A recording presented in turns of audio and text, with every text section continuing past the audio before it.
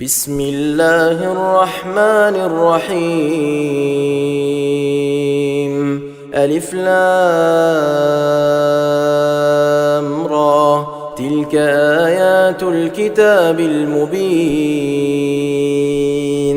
إنا أنزلناه قرآنا عربيا لعلكم تعقلون. نحن نقص عليك أحسن القصص بما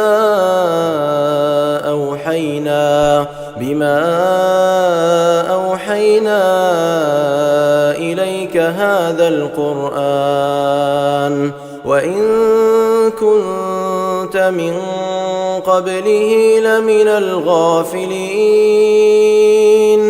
إذ قال يوسف لأبيه يا أبت إني رأيت 11 كوكبا والشمس والقمر رأيتهم لي ساجدين.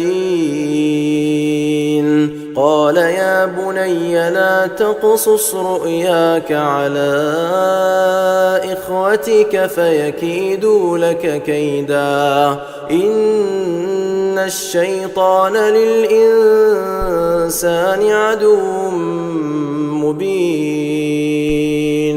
وكذلك يجتبيك ربك ويعلمك من تأويل الأحاديث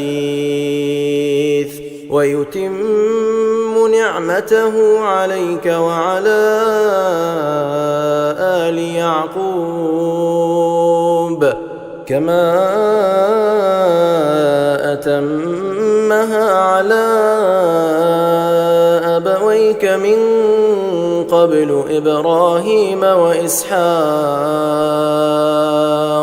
إن ربك عليم حكيم.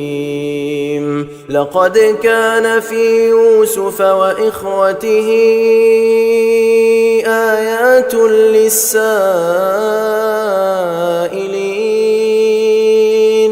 إذ قالوا ليوسف وأخوه أحب إلى أبينا منا ونحن عصبة إن أبانا لفي ضلال مبين. اقتلوا يوسف أو اطرحوه أرضا يخل لكم وجه أبيكم وتكونوا من بعده قوما صالحين. قال قائل منهم لا تقتلوا يوسف وألقوه في غيابة الجب يلتقطه بعض السيارة إن كنتم فاعلين. قالوا يا أبانا ما لك لا تأمنا على يوسف وإنا له لناصحون.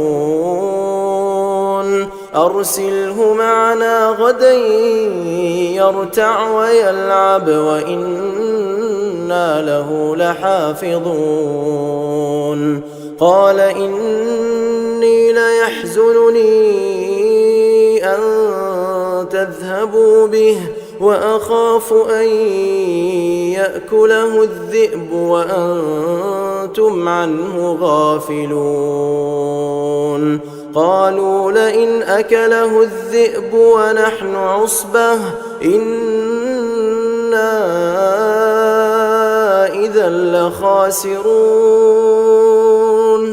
فلما ذهبوا به وأجمعوا أن يجعلوه في غيابة الجب وأوحينا إليه لتنبئنهم بأمرهم هذا وهم لا يشعرون. وجاءوا أباهم عشاء يبكون. قالوا يا أبانا إنا ذهبنا نستبق وتركنا يوسف عند متاعنا فأكله الذئب وما أنت بمؤمن لنا ولو كنا صادقين وجاءوا على قميصه بدم كذب قال بل سولت لكم أنفسكم أمرا فصبر جميل والله المستعان على ما تصفون. وجاءت سيارة فأرسلوا واردهم فأدلى دلوه قال يا بشرى هذا غلام وأسروه بضاعة والله عليم بما يعملون. وشروه بثمن بخس دراهم معدودة وكانوا فيه من الزاهدين. وقال الذي اشتراه من مصر لامرأته أكرمي مثواه عسى أن ينفعنا أو نتخذه ولدا وكذلك مكنا ليوسف في الأرض ولنعلمه من تأويل الأحاديث والله غالب على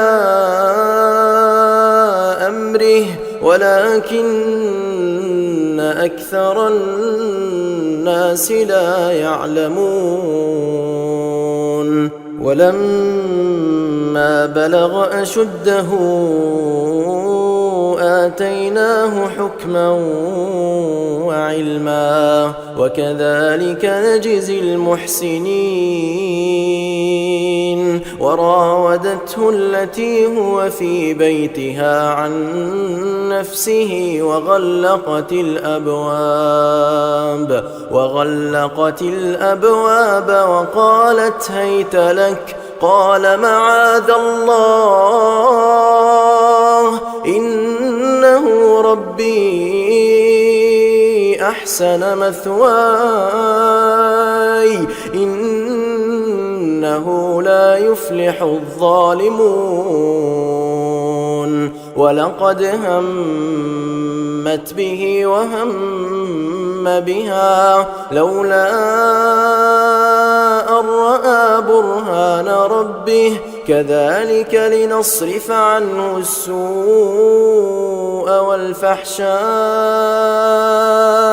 إنه من عبادنا المخلصين. واستبق الباب وقدت قميصه من دبر وألف يا سيدها لدى الباب قالت ما جزاء من أراد بأهلك سوءا إلا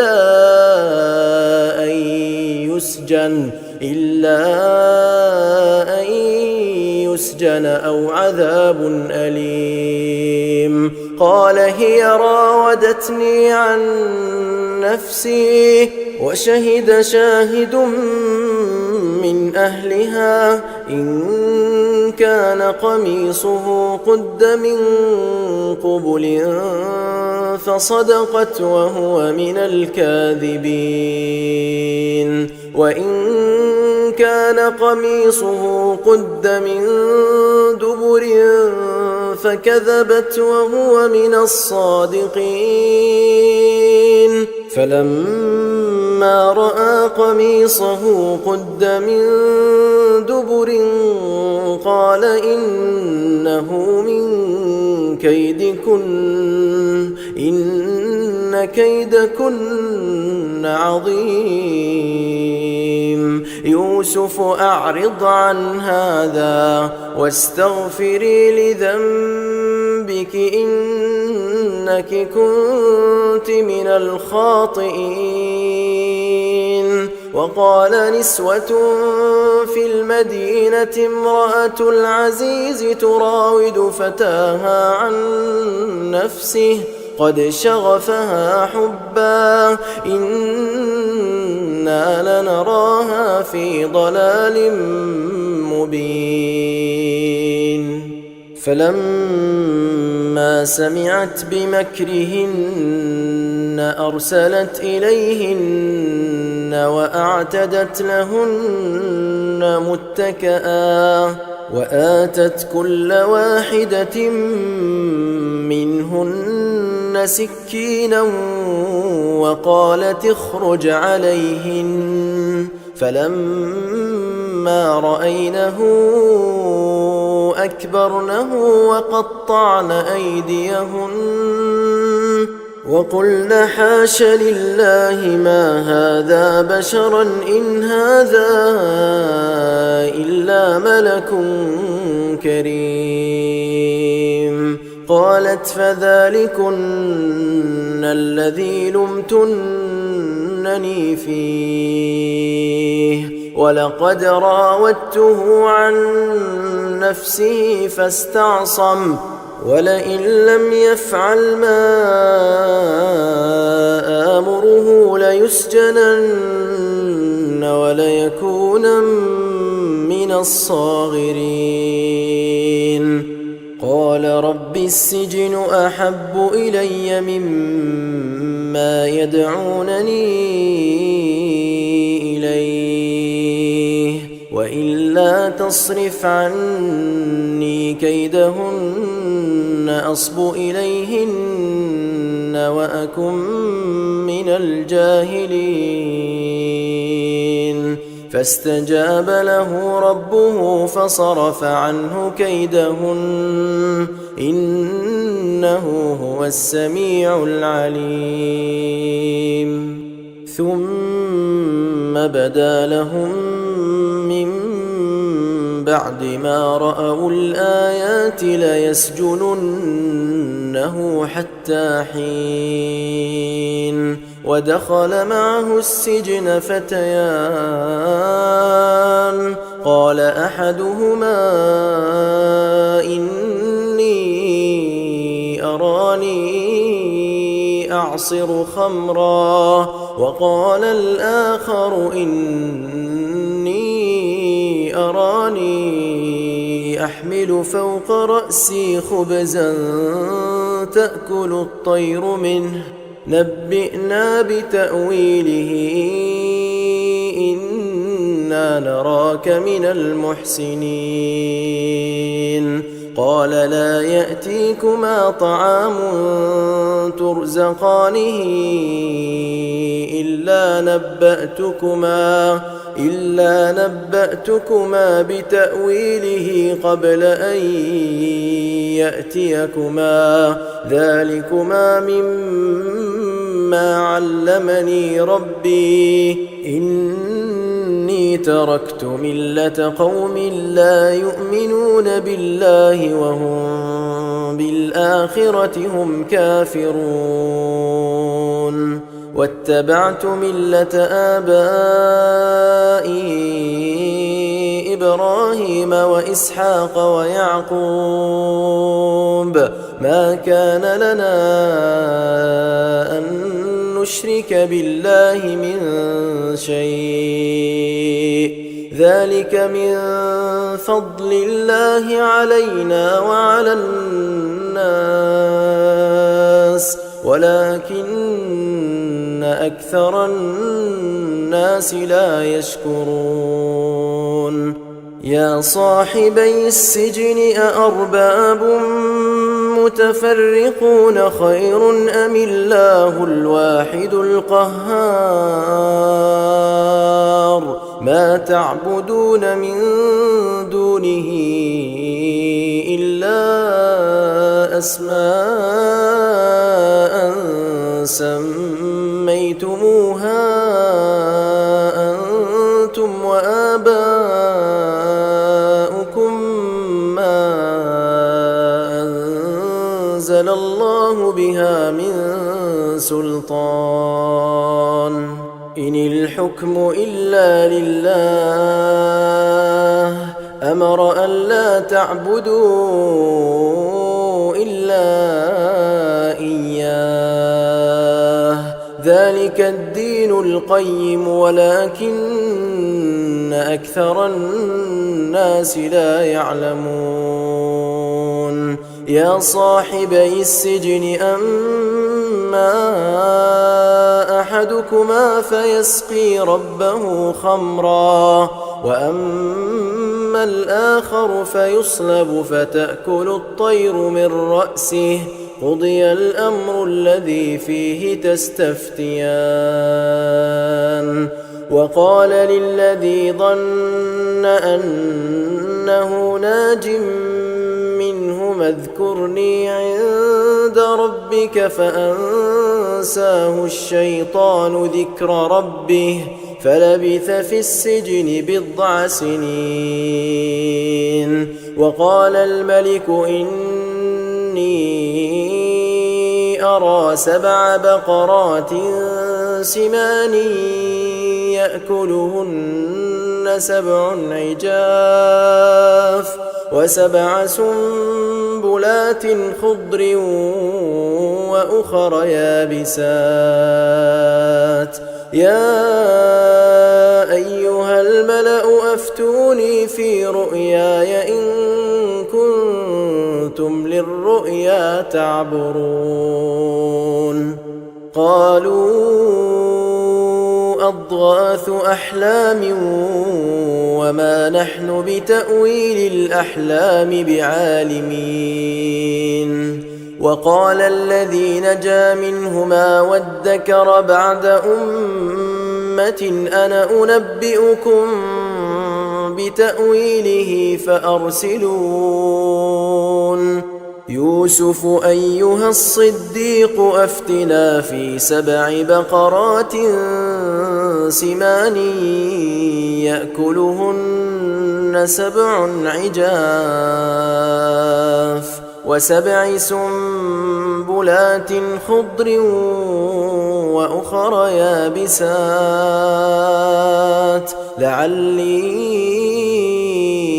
أرجع إلى الناس لعلهم يعلمون قال تزرعون 7 سنين دأبا فما حصدتم فذروه في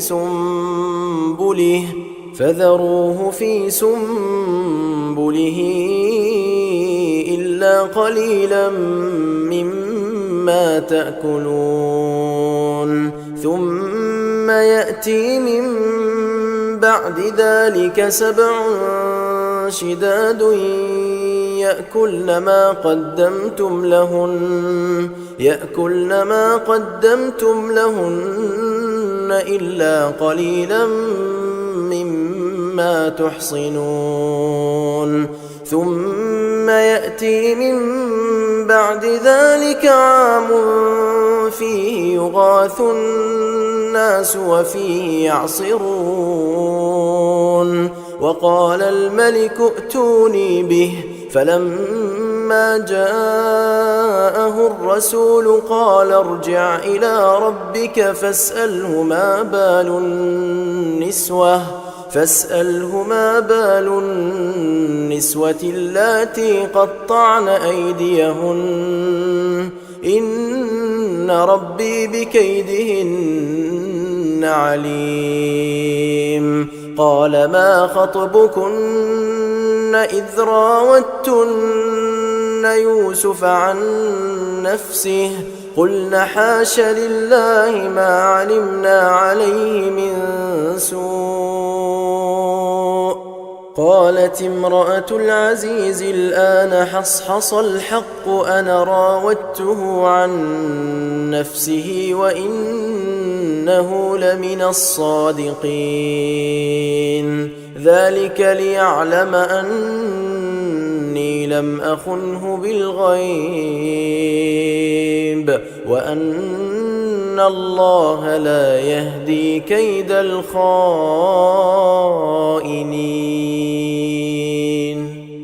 وما أبرئ نفسي إن النفس لأمارة بالسوء إلا ما رحم ربي إن ربي غفور رحيم وقال الملك ائتوني به أستخلصه لنفسي فلما كلمه قال إنك اليوم لدينا مكين أمين قال اجعلني على خزائن الأرض إني حفيظ عليم وكذلك مكنا ليوسف في الأرض يتبوأ منها حيث يشاء نصيب برحمتنا من نشاء ولا نضيع أجر المحسنين ولأجر الآخرة خير للذين آمنوا وكانوا يتقون وجاء إخوة يوسف فدخلوا عليه فعرفهم وهم له منكرون ولما جهزهم بجهازهم قال ائتوني بأخ لكم من أبيكم ألا ترون أني أوفي الكيل وأنا خير المنزلين فإن لم تأتوني به فلا كيل لكم عندي ولا تقربون قالوا سنراود عنه أباه وإنا لفاعلون وقال لفتيانه اجعلوا بضاعتهم في رحالهم لعلهم يعرفونها إذا انقلبوا إلى أهلهم لعلهم يرجعون فلما رجعوا إلى أبيهم قالوا يا أبانا منع منا الكيل فأرسل معنا أخانا نكتل وإنا له لحافظون قال هل آمنكم عليه إلا كما أمنتكم على أخيه من قبل فالله خير حافظا وهو أرحم الراحمين ولما فتحوا متاعهم وجدوا بضاعتهم ردت إليهم قالوا يا أبانا ما نبغي هذه بضاعتنا ردت إلينا ونمير أهلنا ونحفظ أخانا ونزداد كيل بعير ذلك كيل يسير قال لن أرسله معكم حتى تؤتون موثقا من الله لتأتونني به إلا أن يحاط بكم فلما آتوه موثقهم قال الله على ما نقول وكيل وقال يا بني لا تدخلوا من باب واحد وادخلوا من أبواب متفرقة وما أغني عنكم من الله من شيء إن الحكم إلا لله عليه توكلت وعليه فليتوكل المتوكلون ولما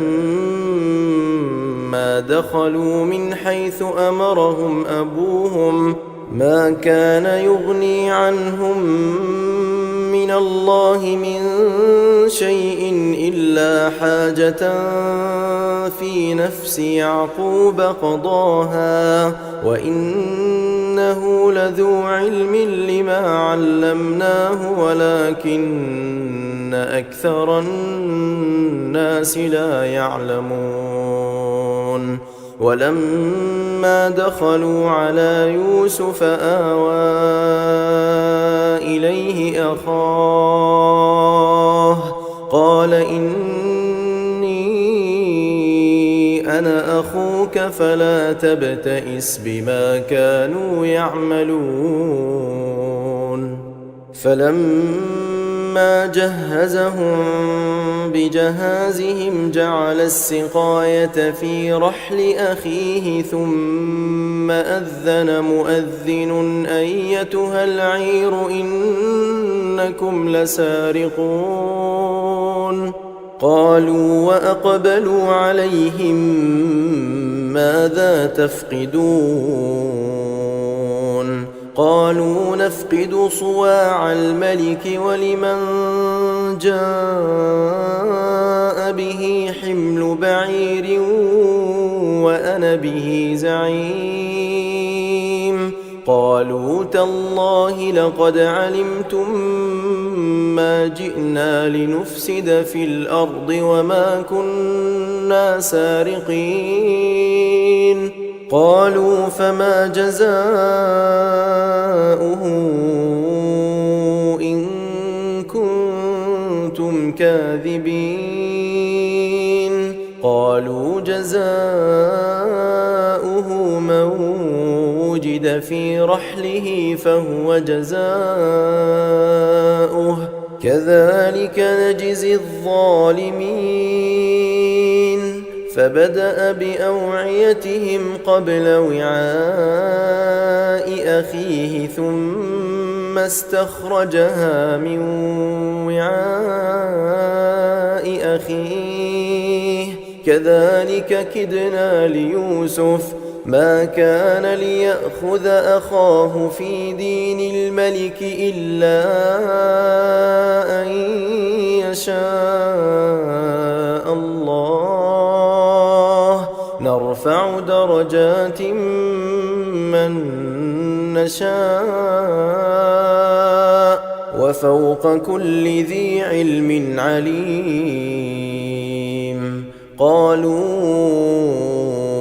إن يسرق فقد سرق أخ له من قبل فأسرها يوسف في نفسه ولم يبدها لهم قال أنتم شر مكانا والله أعلم بما تصفون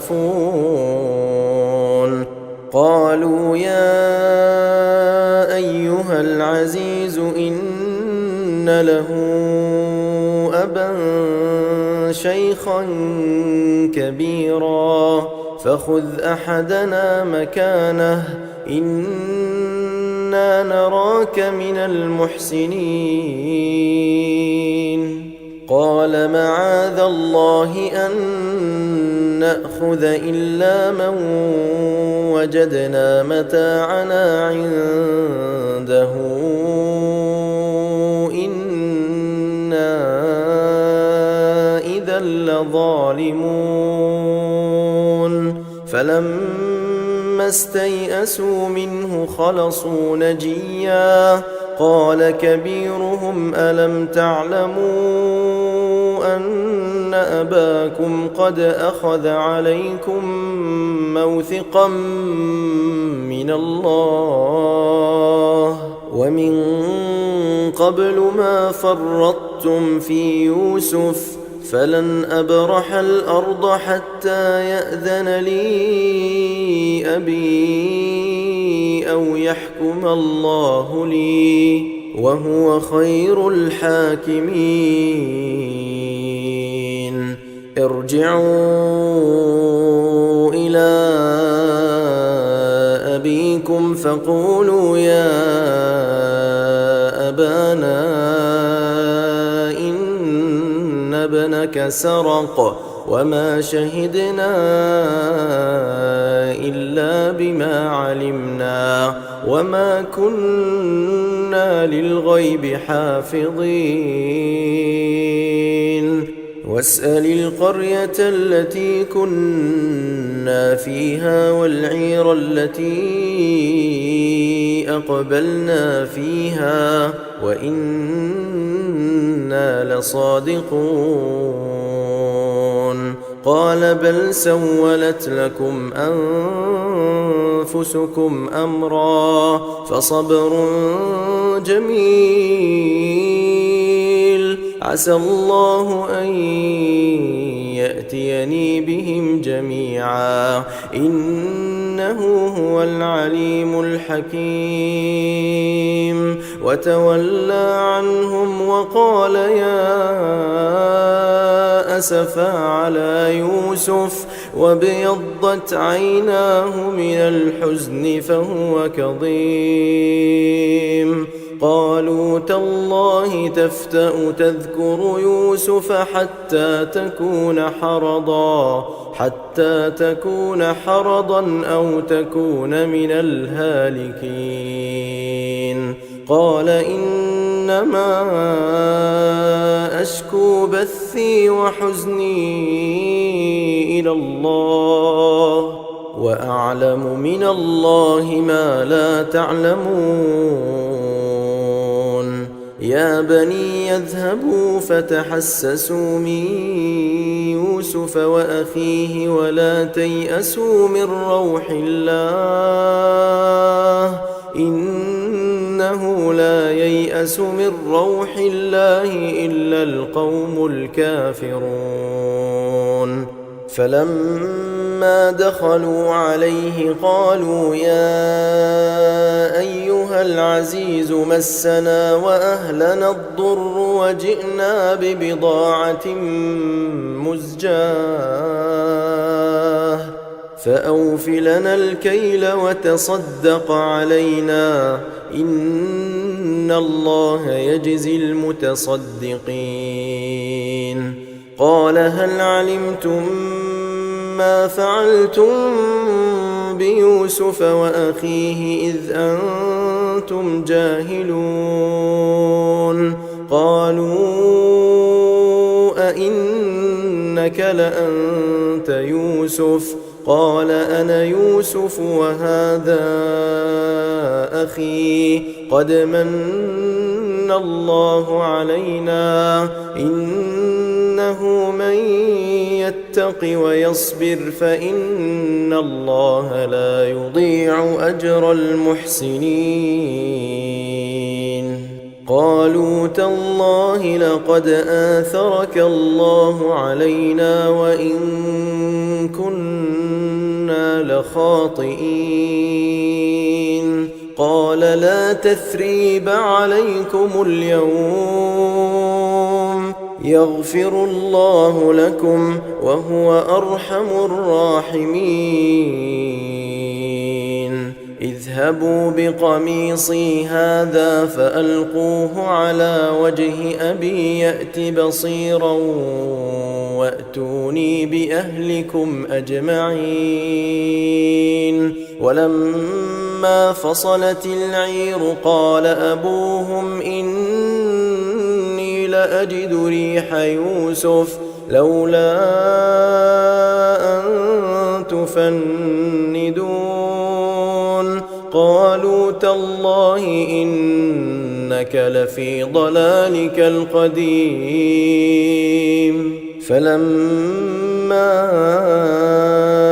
أن جاء البشير ألقاه على وجهه فارتد بصيرا قال ألم أقل لكم إني أعلم من الله ما لا تعلمون. قالوا يا أبانا استغفر لنا ذنوبنا إنا كنا خاطئين.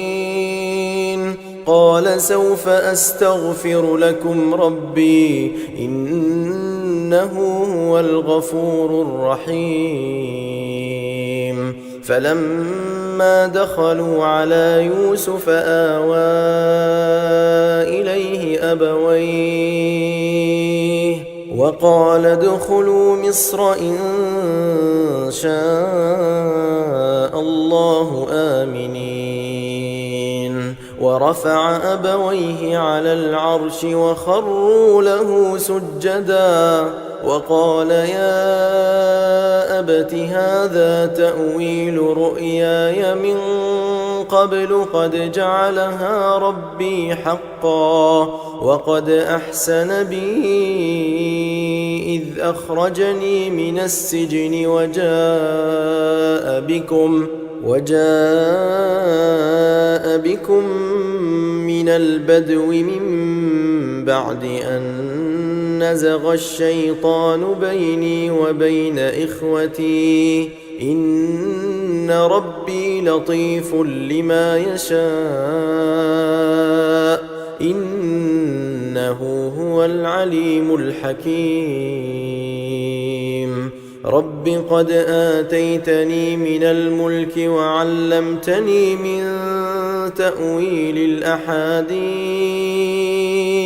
فاطر السماوات والأرض أنت وليي في الدنيا والآخرة توفني مسلما وألحقني بالصالحين. ذلك من أنباء الغيب نوحيه إليك وما كنت لديهم إذ أجمعوا أمرهم وهم يمكرون. وما أكثر الناس ولو حرصت بمؤمنين وما تسألهم عليه من أجر إن هو إلا ذكر للعالمين. وكأي من آية في السماوات والأرض يمرون عليها وهم عنها معرضون وما يؤمن أكثرهم بالله إلا وهم مشركون.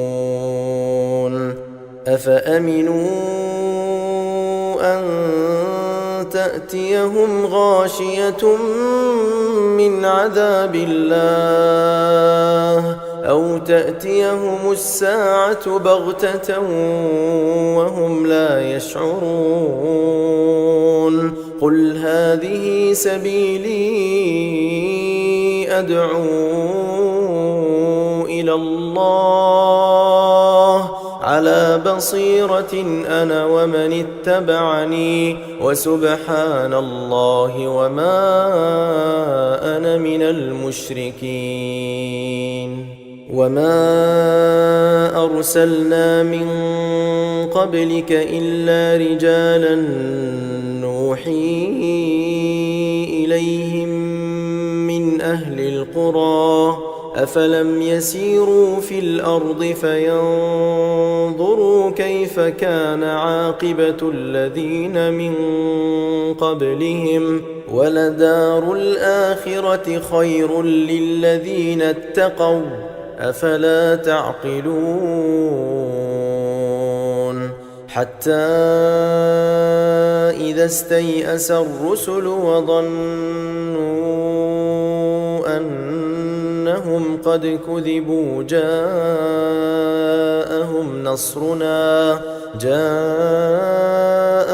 نصرنا فنجي من نشاء ولا يرد بأسنا عن القوم المجرمين.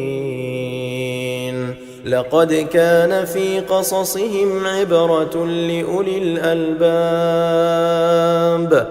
ما كان حديثا يفترى ولكن تصديق الذي بين يديه وتفصيل كل شيء وهدى ورحمة لقوم يؤمنون.